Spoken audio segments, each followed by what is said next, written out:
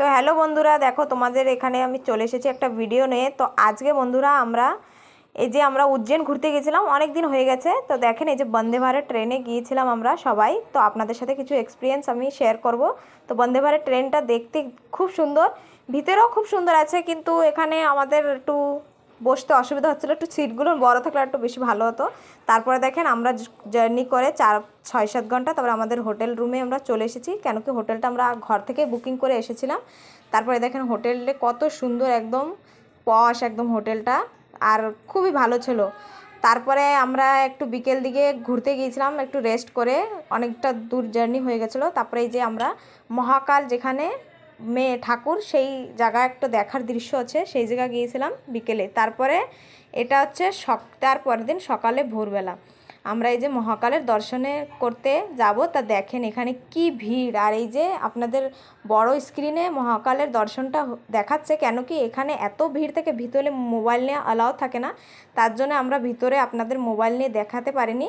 তো বাইরে থেকে আপনারা দেখাচ্ছি কীভাবে আমরা এই এতটা লাইন 4-5 ঘন্টা লাইন দেখে তারপরে আমরা ভিতরে দর্শন পেয়েছিলাম। তো বন্ধুরা এখানে যেতে আমাদের অনেক মতলব কষ্ট হয়েছে। বলে না যে ভগবান যেখানে না ডাকে তখন যাওয়া ঠিক হয় না, তার জন্যে আমাদের এই কতটা কষ্ট করেও আমরা এই দর্শনটা পেয়েছি। তারপরে এই যে আমরা কাল ভৈরব মন্দির, এই মন্দিরটাও খুব বিখ্যাত মন্দির একটা। এখানে আপনি যা ইচ্ছে করবেন তাই পূর্ণ হয়। এই দেখেন কত মানুষ মান্নত করে এখানে ধাগা বা বেঁধে রেখেছে। তো আমরা এখানেও খুব লাইন লেগেছিল একটু সময় দর্শন করতে। এখানে ঠাকুরের দর্শনও করেছিলাম আমরা ভালো করে, কিন্তু ভিতরেও যেতে খুব কষ্ট হয়েছিল, অনেকটা দূর লাইন লেগে 5-6 ঘন্টা, মানে যেখানে গিয়েছি সেখানেই খুব কষ্ট করে আমাদের দর্শন হয়ে গেছে। তারপরে এই যে বন্ধুরা রাত্রে একটু আমরা ঘুরতে বেরিয়েছিলাম। তো এই যে কাল ভৈরব ভগবান, রাত্রিরে ঘুরতে বেরিয়ে কিছুটা ফটো আমরা এখানে শ্যুট করেছিলাম। তারপরে এই যে দেখেন কত সুন্দর এই দৃশ্যটা, রাত্রে দেখতে খুব ভালো হয়।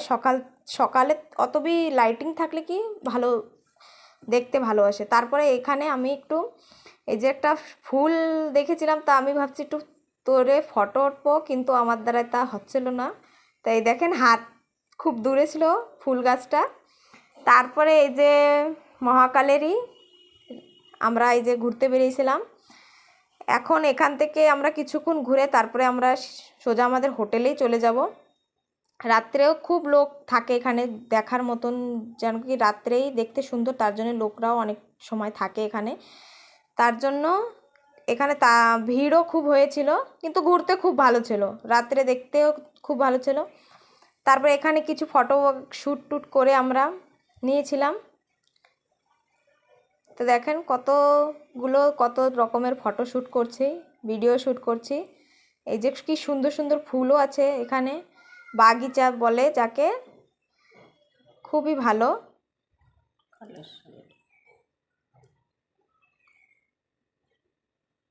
তারপরে অনেকক্ষণ আমরা এখানে ঘোরাফেরা করলাম, আর আমাদের ঘুরতে এসে এতটা শরীর খারাপ হয়ে গেছে। ভগবান সাথে ছিল বলে আমরা সব জায়গা দর্শন করছি ভালো করে, সবারই শরীর খারাপ হয়ে গেছিল এখানে এসে।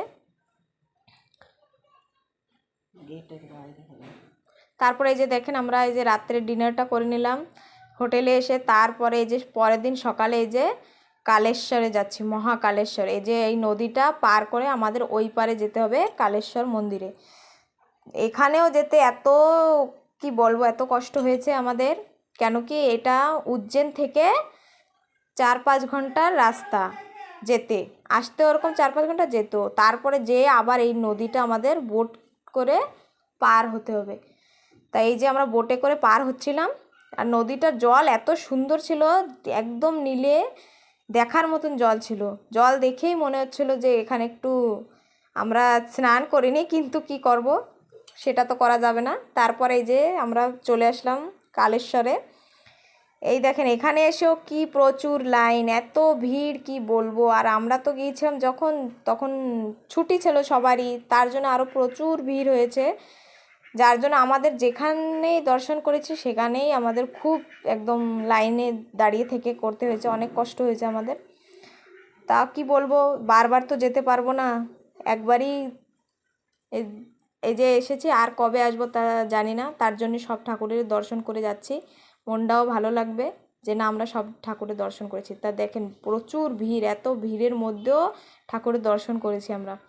তো এখানেও কালেশ্বরে এসেও আমাদের ঠাকুরের দর্শন হয়ে গেছে।